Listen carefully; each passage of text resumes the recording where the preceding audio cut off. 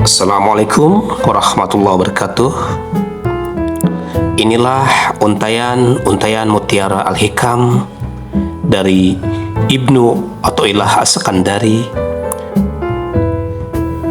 Yang pertama, dalam pertemuan ini kami mengetengahkan untayan hikam dari 1 sampai 20. Selamat menyimak. Mutiara Al-Hikam 1, Ibnu Athaillah As-Sakandari.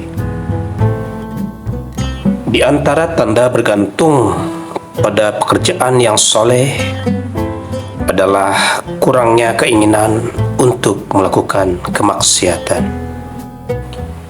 Hikam yang kedua, keinginanmu untuk berkonsentrasi atau beribadah kepada Allah Subhanahu wa Ta'ala, padahal Dia telah menetapkan agar berusaha, merupakan bagian dari syahwat tersembunyi.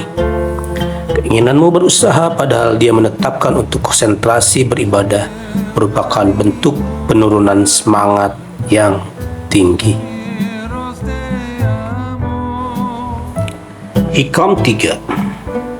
Semangat yang menggebu-gebu tidak akan mampu menembus dinding-dinding takdir Allah. Hikam keempat, istirahatkanlah dirimu untuk mengurus urusanmu sendiri.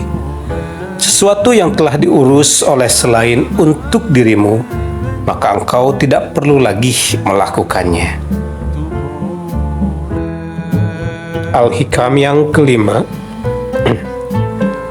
usaha kerasmu untuk mendapatkan sesuatu yang dijamin bagimu dan kelalaianmu mengerjakan sesuatu yang diminta darimu adalah tanda padamnya mata hati.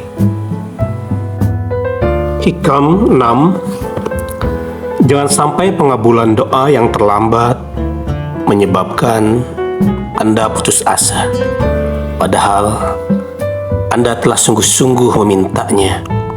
Allah Subhanahu wa Ta'ala telah menjamin pengabulannya untuk Anda dengan sesuatu yang dipilihkannya untuk Anda, bukan sesuatu yang Anda pilih. Dan terkabulkannya doa itu akan terjadi pada waktu yang diinginkan Allah, bukan menyesuaikan dengan waktu yang kamu inginkan. Al-Hikam 7.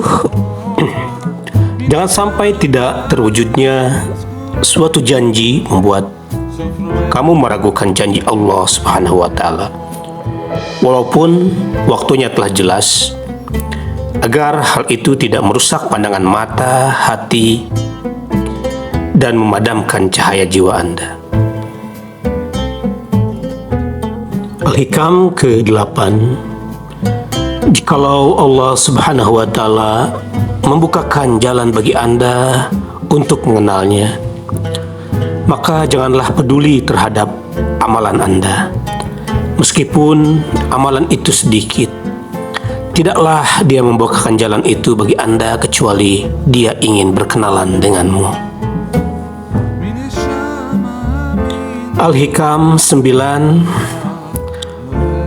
Apakah kamu tidak tahu bahwa perkenalan itu merupakan karunia dari Allah Subhanahu wa Ta'ala yang diberikan kepada kamu, sedangkan amalan-amalan itu merupakan hadiah yang kamu persembahkan untuknya? Apakah bisa dibandingkan antara sesuatu yang kamu hadiahkan itu dengan sesuatu yang dianugerahkan olehnya? Hikam ke-10.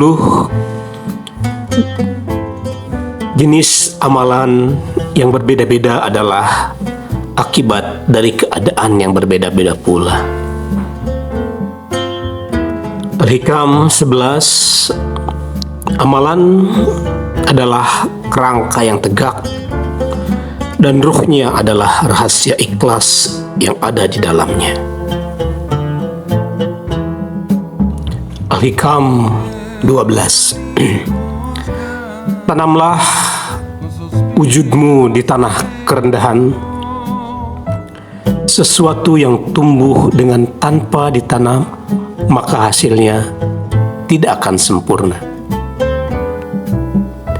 Al-Hikam 13, Ujlah. Tidak ada yang bisa memberikan manfaat kepada hati seperti yang diberikan oleh uzlah, yang digunakan untuk memasuki medan pemikiran atau perenungan. Al-Hikam 14, Cahaya Hati. Bagaimana hati akan bercahaya jikalau gambaran-gambaran dunia sudah melekat dalam cerminnya? Bagaimana ia akan menuju Allah Subhanahu wa Ta'ala jikalau masih terikat syahwat-syahwatnya? Bagaimana ia ingin memasuki hadiratnya jikalau belum membersihkan dirinya dari junub kelalaian-kelalaiannya? Bagaimana ia bisa berharap mampu memberikan inti rahasia-rahasia jikalau ia belum bertobat dari kesalahan-kesalahannya?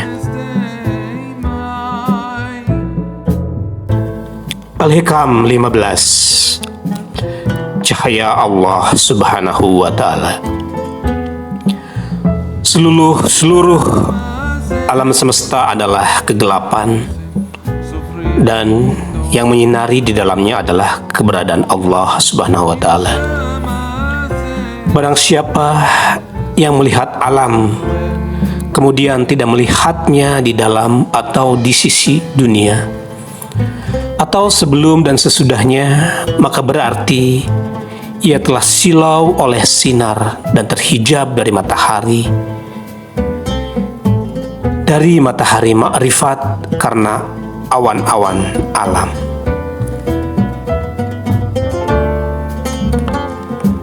Al-Hikam 16, Hijab alam semesta. Di antara tanda yang menunjukkan kekuasaan Allah Subhanahu wa Ta'ala kepadamu adalah Dia menghijab dari dirinya dengan sesuatu yang tidak ada bersamanya. Al-Hikam 17, bagaimana Allah Subhanahu wa Ta'ala bisa terhijab? Bagaimana bisa dibayangkan bahwa Allah Subhanahu wa Ta'ala terhijab oleh sesuatu, padahal Dialah yang menempatkan segala sesuatu, Dialah yang menampakkan segala sesuatu.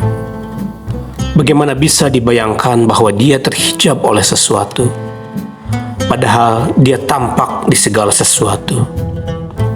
Bagaimana bisa dibayangkan bahwa Dia terhijab oleh sesuatu, padahal Dia tampak dalam segala sesuatu?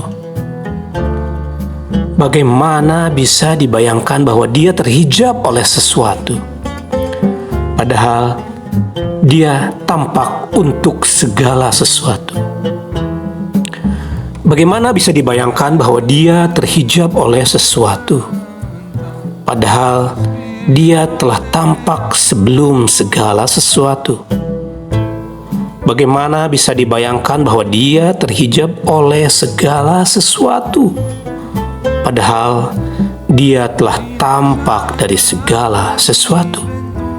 Dia lebih tampak dari segala sesuatu. Bagaimana bisa dibayangkan bahwa Dia terhijab oleh sesuatu, padahal Dia adalah Zat yang Maha Esa dan tidak sesuatu pun yang bersamanya?